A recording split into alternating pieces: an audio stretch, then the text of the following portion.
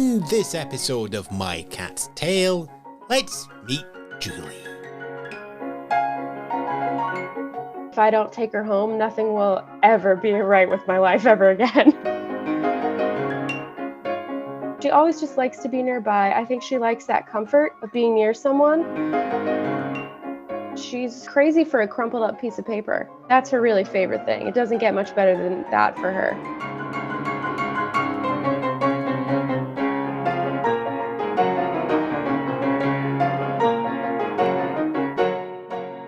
So joining us now on My Cat's Tale, we have Emma. Hello, Emma. Welcome to the show. Hi, how are you? I've been doing really well. It's Scotland. Nice. It's sunny, so I do feel a little bit. It's going to rain soon. But these things happen. And I know you've been listening to some of the shows previously. Yeah.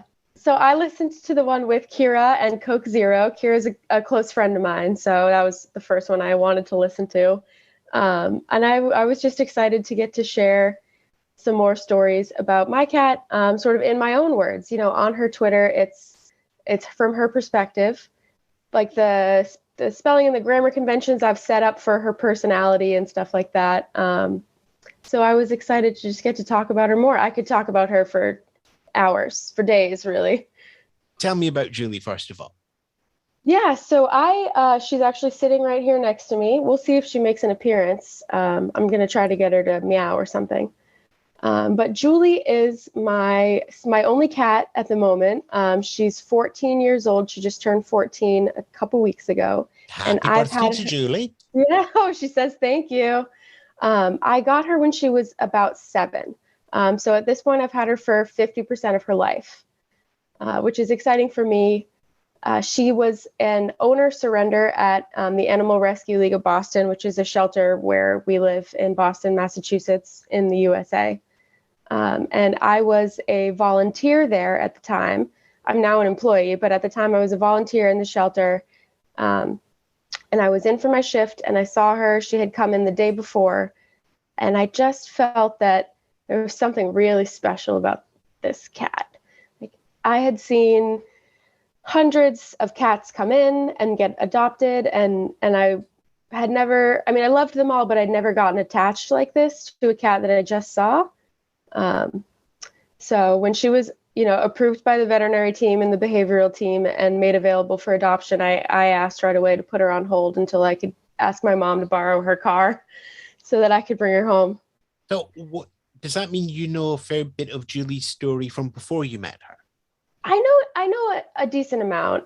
So I know that she was an owner surrender from a suburb, a little bit more sort of residential and rural area. So I do believe that she had outdoor access. I think she was an indoor-outdoor cat, it sounded like. And she came in with another cat, but it was unclear if they were both house cats together or if one was a stray and Julie was the house cat.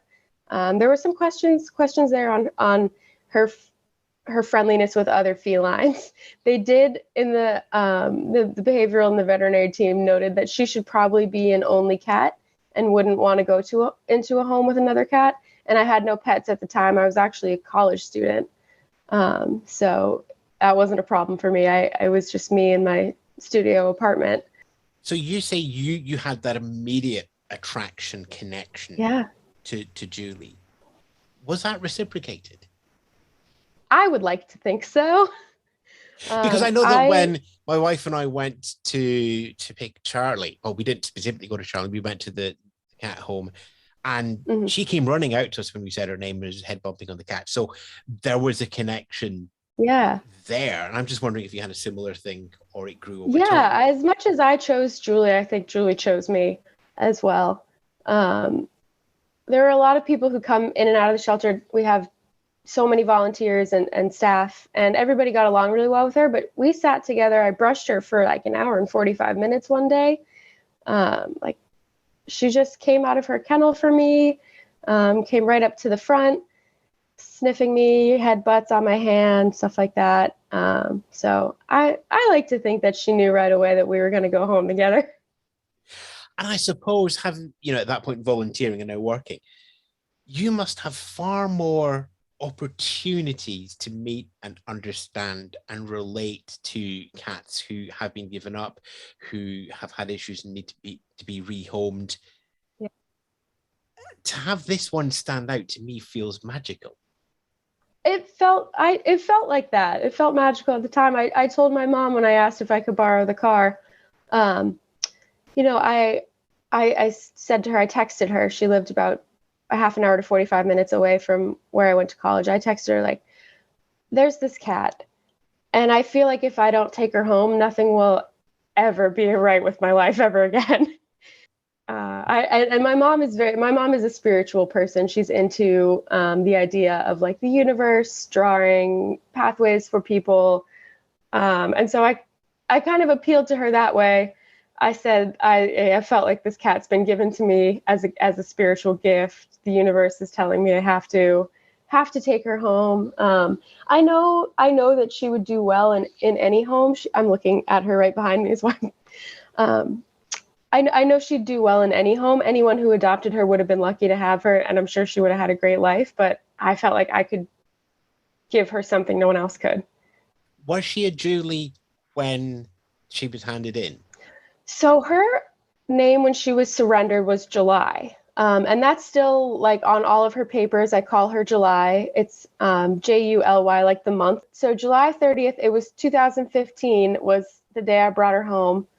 So that's really funny. But yeah, so her name when she was surrendered was July. And I believe that's what she'd been called her whole life. As far as we could tell, based on the intake notes, she had been with the same family for the previous 7 years of her life. She was adopted as a kitten. It was, I think a woman had adult children who visited periodically, but I think it was just this woman. The reason given for surrender was that she was no longer able to stay in her house. So I'm not sure if it was a rental or if she had other maybe financial issues with keeping her home, but she was not able to find a place to live that could accept a cat. So she had to surrender. She made the right choice to give July to, you know, a place that could care for her. And I thank her for that. But her name was July when she was brought in, and I do call her July a lot of the times, but I also call her Julie, Jules, Juju, anything that starts with a J, really. Because I'm looking over and it's like there's an Instagram account, there's a Twitter account, she has a personality out there. None of them spell Julie the same.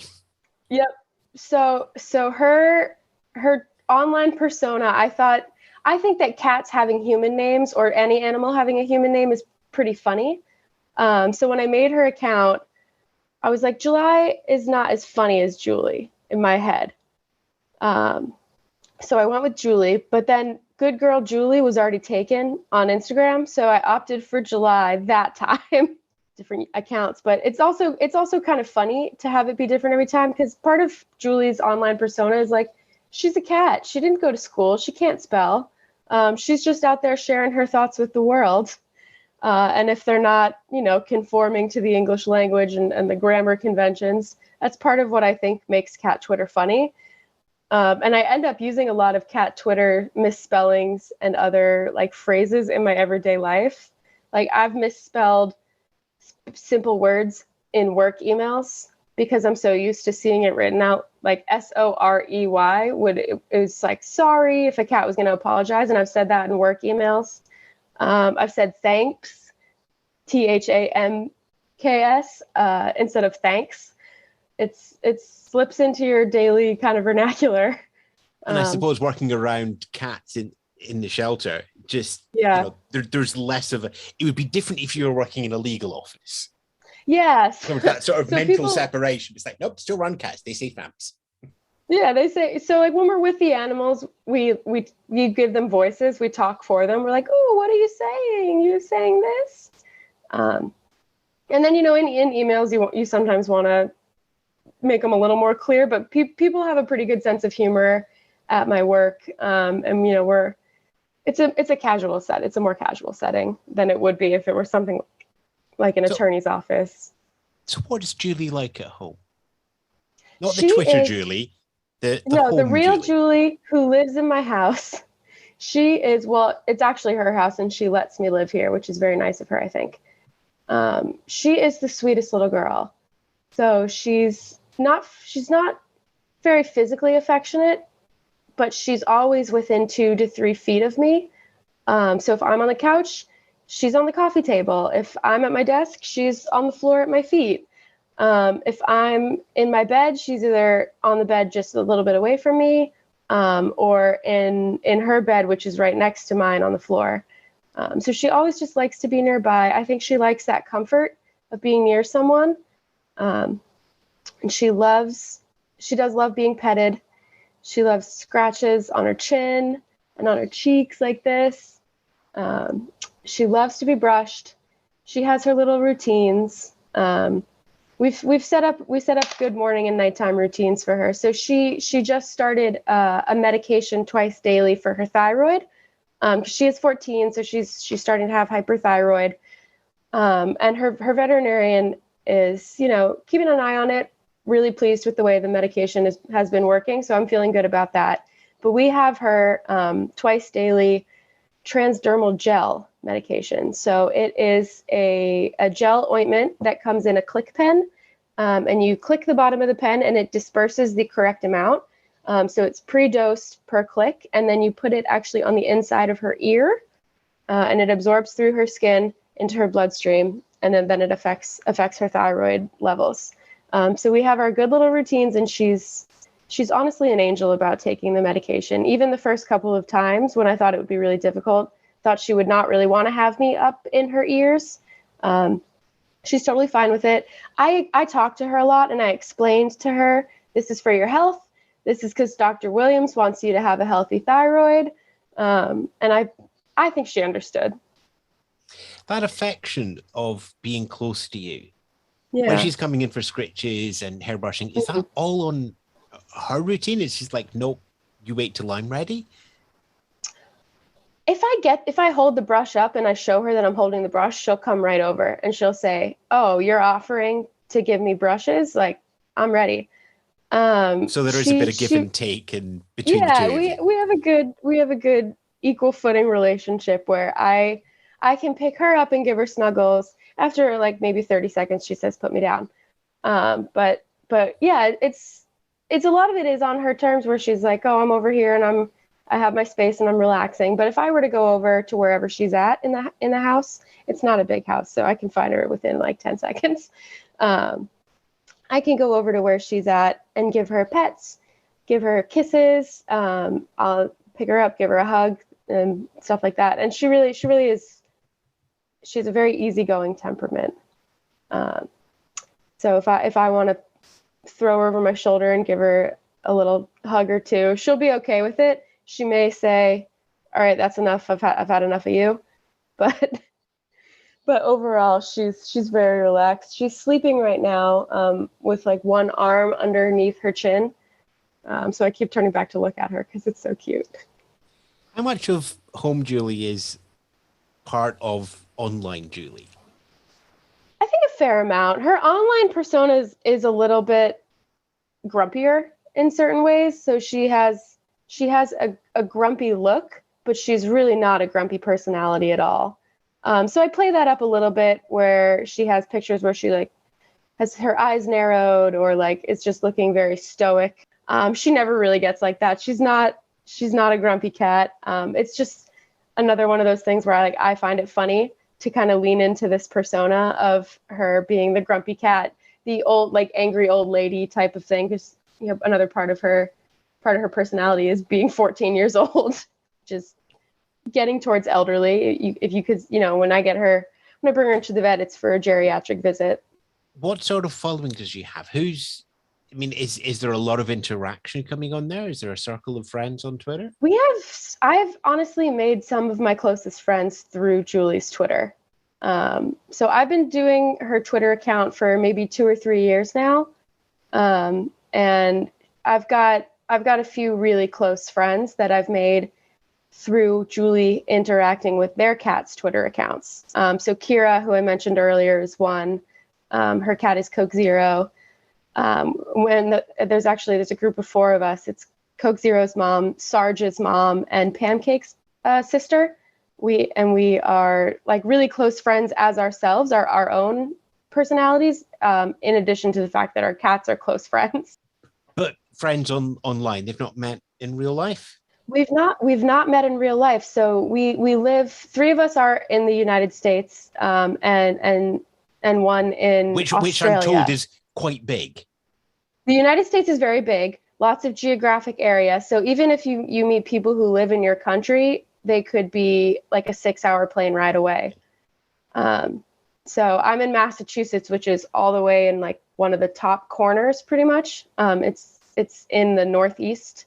And then, we have, a whole bunch of other regions that are, it's honestly, the United States it could be a bunch of separate countries, probably.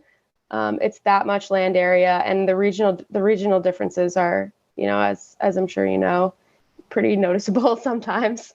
Yet you still made these connections over such a great distance. Yeah, even with our international friends too. Like it almost, the internet helps you, I think, in a lot of ways, connect with people you'd never have the chance to meet.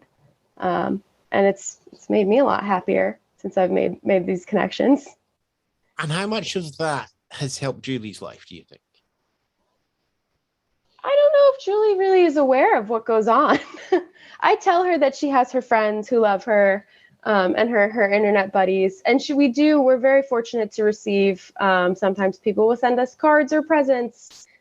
She's worked with a brand before on a deal. So she reaps the benefits. She gets special treats. She has a nice special bed that she received, and stuff like that. But I wonder how much she really, I'm sure she doesn't really understand.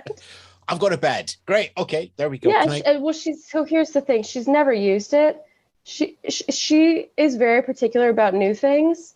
So she'll probably use it in about a year. That's happened before, where I get her a nice new bed and she looks at it and she's like, okay, I've seen it. Thank you. And then about a year later, I'll catch her sitting in it for the first time. So you just have to leave it out and hope it sort of gets acclimatized. Leave it there. I've put some toys inside of it. I sprayed some catnip spray in it to see if it could entice her in, and now we wait. It's like set this little trap, and now we wait. And wait, and wait, and wait, and probably will enjoy the box more than the actual cat bed. She does love a box, as most cats do. She's actually her favorite toys. She has her favorite toys that she likes, but she's crazy for a crumpled up piece of paper. Like, that's her really favorite thing. It doesn't get much better than that for her. She could play with it for 15, 20 minutes. But if I give her like one of the nice plushy toys with catnip and, I set out treats for her, she'll like bat it around and then kind of walk away. She loves maybe it's the sound that the paper makes, like the crinkling or the texture or something. Yeah, but she loves the box that the toys come in, loves the paper, the packing paper that surrounds them in shipping. So she's a simple girl. And she's a simple girl that you come home to every night while having been around so many other cats, so many other cat smells. How does she react to that? Is that just obviously used to it now?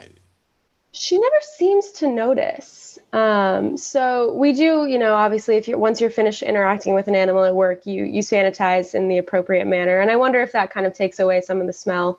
But also in the office, like, we have dogs, rats, mice, guinea pigs, bunny rabbits, birds. Like, she is exposed to a lot of different types of species.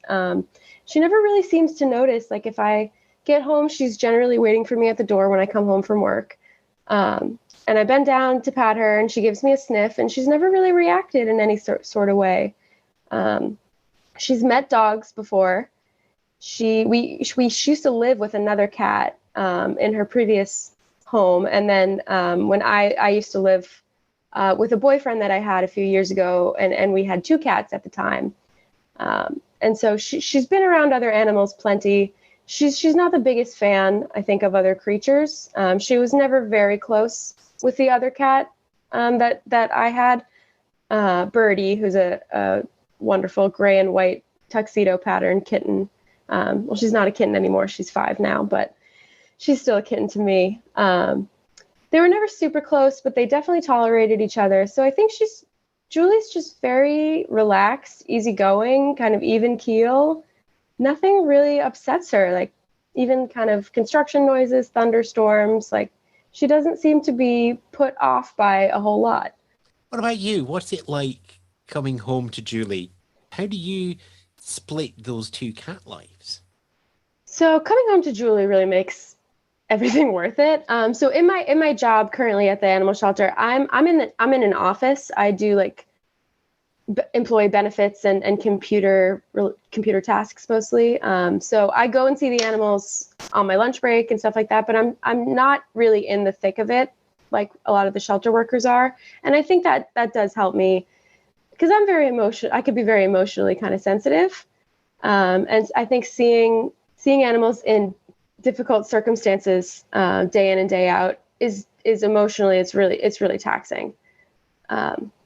So for me to have that kind of barrier where I'm focused on the employees and hiring and recruiting and getting people enrolled in benefits like health insurances and stuff like that, that helps me kind of put a mental gate in between some of the suffering.